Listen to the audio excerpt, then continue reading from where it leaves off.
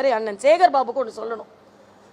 நிச்சயமாகவே திருச்செந்தூரை பற்றி நான் சில விமர்சனங்கள் வைத்து அதில் இன்னைக்கு நான் பின்வாங்க போறது இல்லை. ஏனென்றால் பொதுமக்கள் அவ்வளோ பேர் காத்திருக்கும் போது திருப்பதியிலலாம் 6 மணி நேரம் 7 மணி நேரம் காத்திருப்பீங்க. இங்கே காத்திருந்தா என்னன்னு கேட்டவர்கள் தான் இவர்கள். இப்போ நேரில் பார்த்தா நான் யாரையுமே நேரில் பார்த்தா நல்லா தான் பேசுவேன். ஏன்னா நமக்கென்று ஒரு பண்பு இருக்கிறது. அதற்கென்று அவர்கள் செய்த தவறை சுட்டி காண்பிக்கவே இல்லை. நான் அண்ணன் சொல்கிறாரு, மண்டக்காடில் பார்த்தோம் நல்லா பேசினாங்க, நல்ல ஏற்பாடுன்னு சொன்னாங்க. காரைக்காலில் பார்த்தோம் நல்ல ஏற்பாடு நான் சொன்னேன்றாங்க. அண்ணா அது என்னோட ஏற்பாடு. காரைக்காலில் நாலு எல்ஜியாக இருந்த அந்த ஏற்பாடில் நீங்கள் வந்தீங்க. எனக்கு சமமாக எல்லாரும் நடத்தப்பட வேண்டும் என்பதான் எனது கருத்தாக இருக்கிறத தவிர ஏற்றத்தாழ்வு இருக்கக்கூடாது என்பது தான். ஆனால் பாஜக அதிமுக கூட்டணி வந்ததில் இருந்து அதில் வேற அண்ணன் திருமாவளவனோட பேட்டி ஒன்று பார்த்தேன். துணை முதலமைச்சரா ஏன் என்ன முதலமைச்சர்னு சொல்ல மாட்டீங்களான்னு கேட்குறாரு. ஏன் நீங்க ஏன் சொல்லிக்கல? ஸ்டாலினுக்கே எவ்வளவு பயப்படுறீங்க? இன்னைக்கு அடிமை கூட்டணி பொருந்தா கூட்டணின்னு சொல்றீங்களே. நான் கேட்கிறேன், இலங்கையில் தமிழர்களை சுட்டு கொன்றது எந்த கட்சி ஆட்சியில் இருக்கும்போது?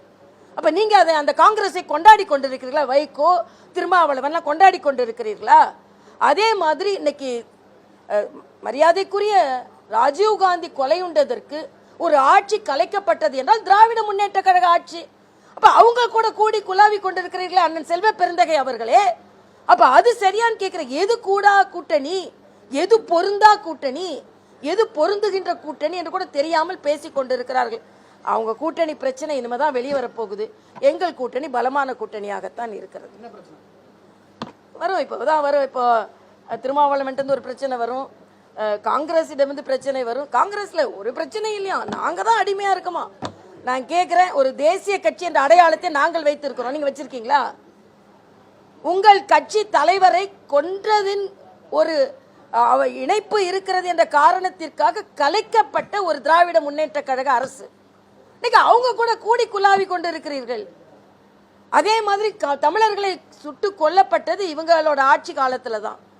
ஆக இவர்கள் எல்லாவற்றையும் செய்துவிட்டு பாஜகவை பற்றி சொல்லிக் கொண்டிருக்க. எல்லா விதத்திலும் சரி, பாஜக அதிமுக இன்னும் வரப்போகின்ற கட்சிகள் எல்லாம் பலமாகவே இருக்கிறோம் என்பது எனது கருத்து.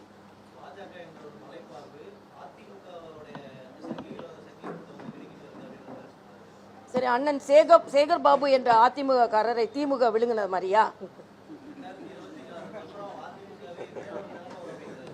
கேட்கிறேன் அவரு எவ்வளவு அம்மாவின் பக்தரா எப்படி இருந்தார், அப்புறம் எப்படி திமுகவின் பக்தரா அவர் மாறினார்? எது விழுங்கியது அவரை? அதுக்கு பதில் சொல்லட்டும். எவ்வளவு என்ன அதாவது அவங்க விழப்போகிறார்கள், நாங்கள் விழுங்க போகிறோம் என்று சொல்லி கொண்டிருக்கிறார்கள். ஏன் உங்களுக்கு அவ்வளவு பயம்னு கேட்கிறேன். அப்போ பாஜக மலைப்பாம்பு அளவிற்கு பலமாக இருக்கிறது என்று ஒத்துக்கொள்கிறீர்களா? நாங்கள் விழுங்க போகிறோம், நீங்கள் விழப்போகிறீர்கள் என்று ஒத்துக்கொள்கிறீர்களா? அப்ப நீங்க வச்சிருக்கிற கூட்டணி எல்லாம் என்னன்னு நான் கேட்கிறேன். அதனால சும்மா பேசிக்கொண்டே இருக்கலாம் அண்ணன் சேகர் பாபு அவர்கள்.